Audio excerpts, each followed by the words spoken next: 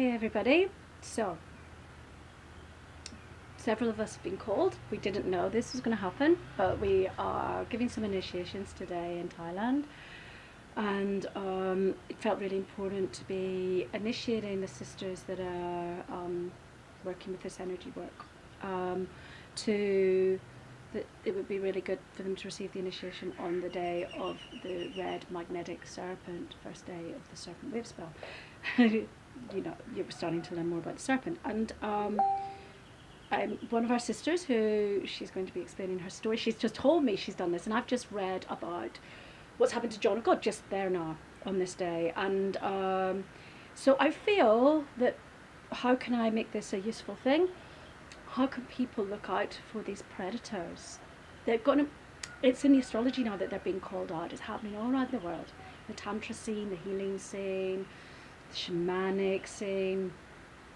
So I was at Abadiana, which is where John of God was residing. I reckon it was 2000 oh no, it'll have been early 2008. Early 2008, just over 10 years ago. And it was interesting. I guess I was on a pathway. I was wondering, am I sick? What am I doing? I was still a little bit in a seeker mode, because I've been really at a crossroads in my life where I'd done a lot of setting up of social projects in inner city Manchester. I knew I had to get to South America just to see communities that weren't just focused around the individual and success. And I'd already started to interact and work socially in social projects with some Brazilian NGOs and hubs. And I was also pursuing my own journey with healing facilitation, so I was doing different things in different places. And I got called. I heard about John of God, João de Deus, and I didn't really know I was there. I guess I wanted to see, and I didn't have really firm questions, so I was kind of going with a very open mind. Is this stuff for real? What's this energy about? Am I sick? Do I need something? And I was really lucky, because it was very interesting, because they used to, on the tannoy, sort of say, they made this disclaimer, like there'd be different beings, they would say, would be present every day, would come through, very interesting place, and they would say,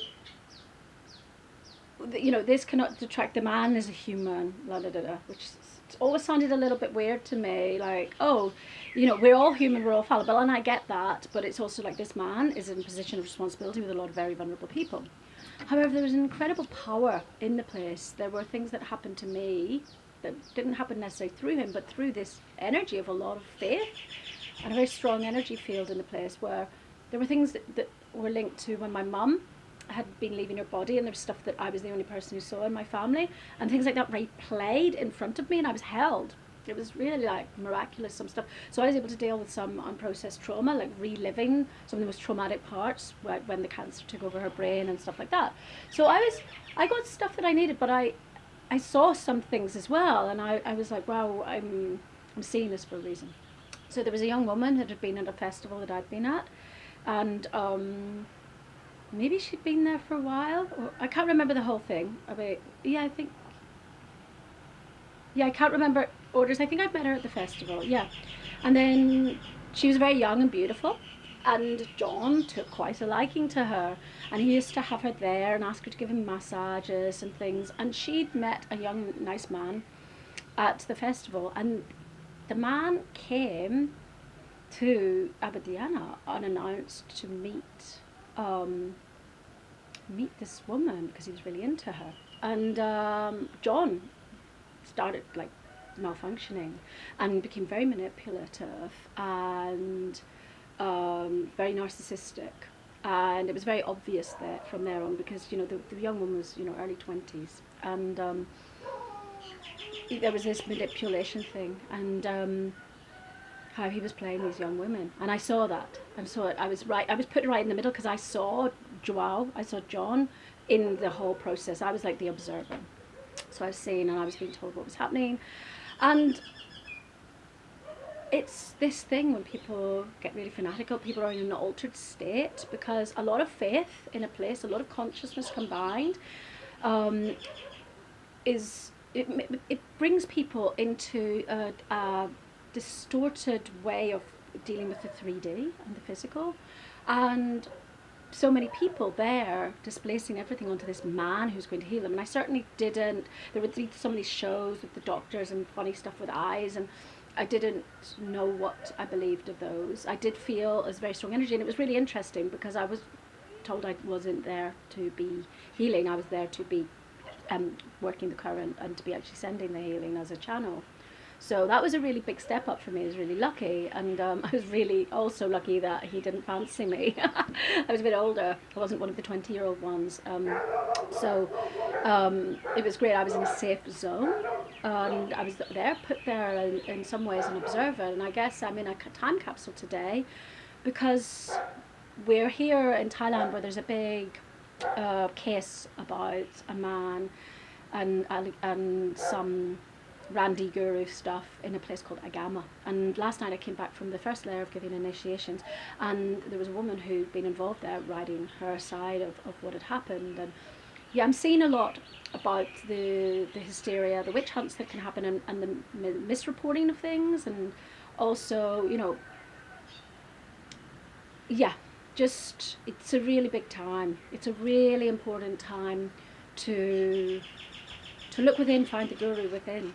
And this is one of the reasons why on this course, I'm a weaver, and I just got told to do this, but it's not my wisdom. I'm doing interviews and telling you stories along the way in the oral tradition, and where it feels fitting, I will do little PowerPoint presentations, and I'll signpost you to academic resources and things like that. But this is why we are wise as a tribe. And that's what's been forgotten about, and this is our necessary part of the evolution, is when we defer to these fallible gurus who often are there because they wish for power over people, and they haven't done their work on the lower aspects of the serpent energies, then it all gets a bit messy.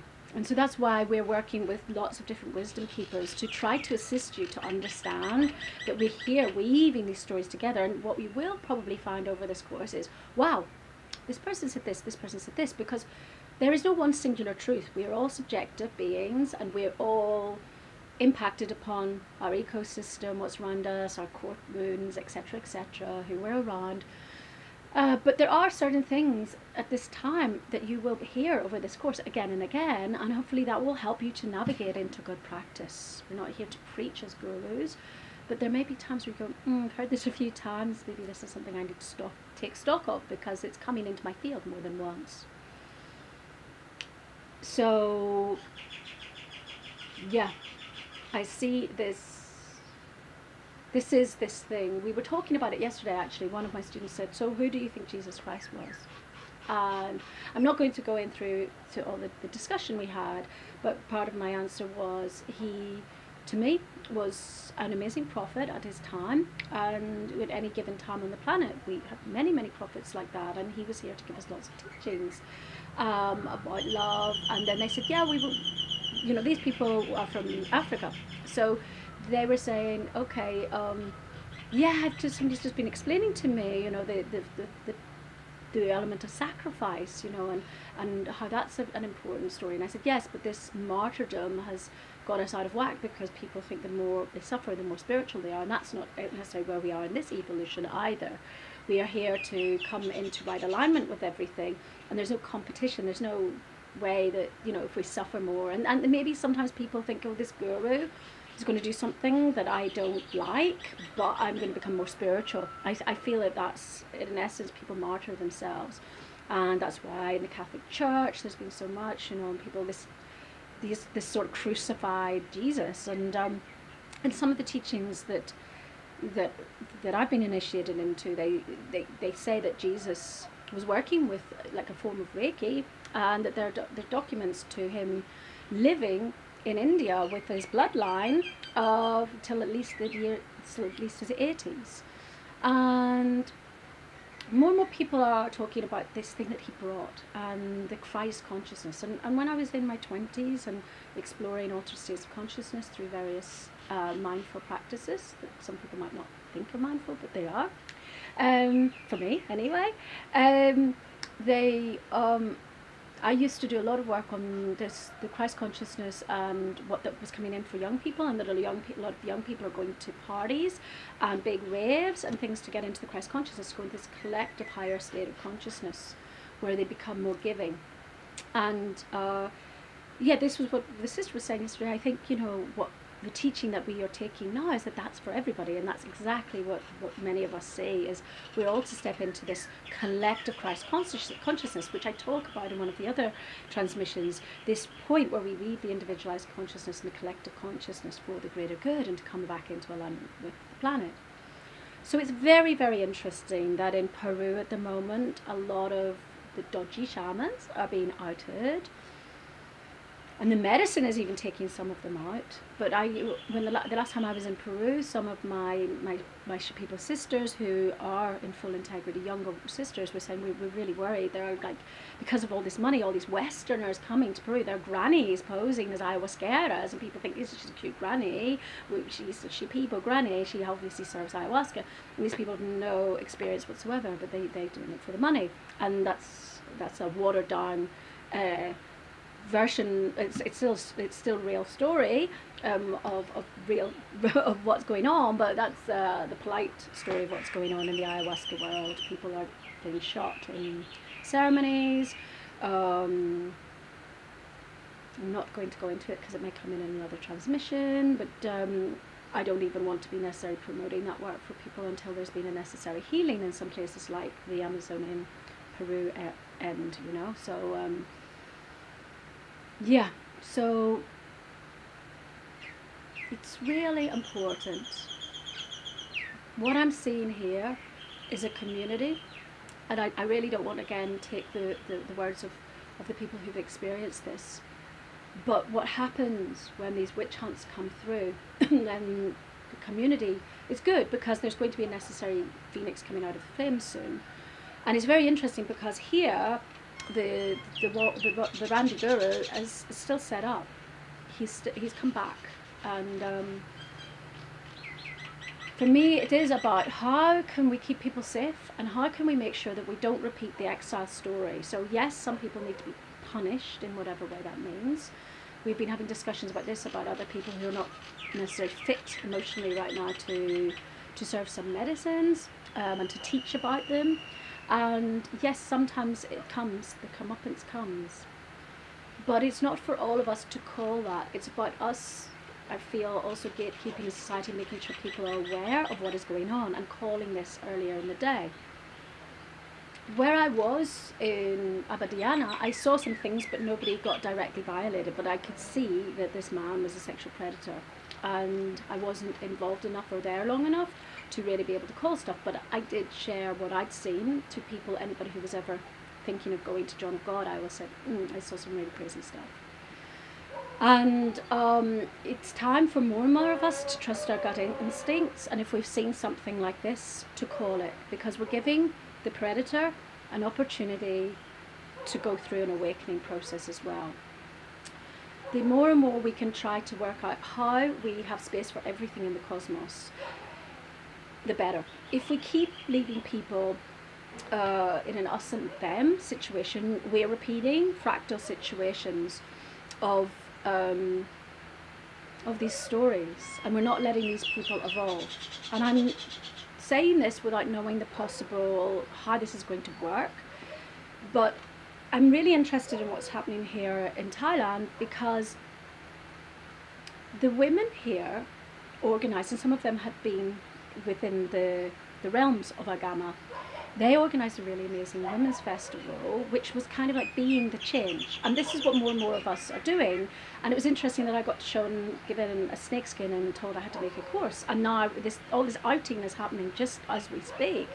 That what I saw was, okay, I don't need to go into battle with anybody, because sometimes there's a law of attraction where people get a teaching, and if the community is strong, the healing can be profound. If we need to support people, we all make mistakes and we all get teachings, and sometimes they come in weird ways. It's really good we try to keep people safe, though. It's really good we try to get rid of this victim perpetrator code, because when people have got that, which all of us do in some way. And, you know, we see things like fractals of sexual abuse that recur, and a lot of times people who end up exploited by these dodgy gurus have had some sort of abuse, possibly on the body territory, on them. So it's about how we, and so I'm not saying anybody's invited this, I'm saying it's often in our fractal. And this goes back to the colonial coding, victim, perpetrator, territory, not territory. And so this is why we all need to look at this and where it sits. And we can pretty rest assured that if we've got victim in our coding this time, we have perpetrator somewhere else. So it's about us clearing both aspects, because we hold all the codes in us. So it's not a time for you invited this, you're this, da da da da da. It's okay, victim perpetrator code, how can I release this from my teachings? How can I transmute that? Like the serpent, how do I shed my past? How do I shed my skin, shed my past? So how do we get the teaching and then rise up? Okay, so this is a really, really poignant time, because today is the day of really attracting through the serpent teachings, and we're being called to make these videos. And I feel as a tribe, and it has been particularly women, that is definitely not just women, who have suffered from these violations.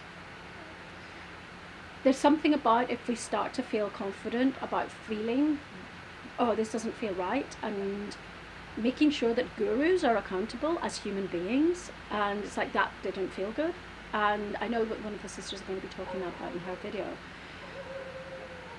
With this in mind, why am I saying this as well?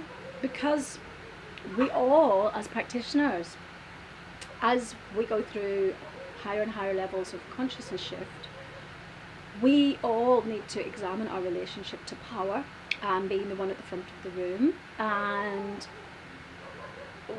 looking at it. I feel that it's really important. A good antidote to all of this is making sure that we always spend some time supporting somebody else, and never always being the one at the front of the room. And it's actually really beautiful, because it's a holiday of being the one at the front of the room, and it's also we see things from a different perspective, and it's just beautiful because we go into a different channel, we get more teachings. So that's one thing I would suggest is so many people, because of childhood woundings that made them feel lesser or invisible, and this cult of the personality and all of this stuff about selfies, being up the front, means that there's a skewed aspect sometimes to people wanting to be seen or feeling like it's their turn to speak and things like that. So that's why we need to come back to things like tribal councils and circles, where we make sure everybody has a voice. And yeah, that's why for me doing this course is, yes, I'm going to share some teachings and weavings, but how do we all step up and find our voice? And then how can you, as a fractal, also in your practice make sure that you don't get addicted to being the leader, because we all have teachers out there, everybody's a teacher. So it's about finding peer groups and guilds and co-creators and starting to come into the we. And so during this course I encourage you all to start not to network with each other, and as the course finishes to start to say, okay, let's think about maybe making some enterprises together. Maybe don't do it while you're in this immersion, but you can start to map, because the first law of permaculture is observation, the second is mapping, and so we can start to do that, but let's do it organically. Tune into people and things and what might be, and don't jump, don't act just yet, and then let's see, because this is another reason we want to cross-pollinate the teachings and give you all a sense of being a leader at different bits. So yeah, so I look forward to your responses to some of these videos. I haven't seen them yet, but we're going to be making a few over these days as we go to make offerings at the first of the Thailand sites, and it's so exciting what's happening. So just before that, on the day of the Red Magnetic Serpent, we send you serpent love and serpent greetings, and hope you're coming into the transmission receiver state with us as this weaving comes along. Deep gratitude and love. Ciao, ciao.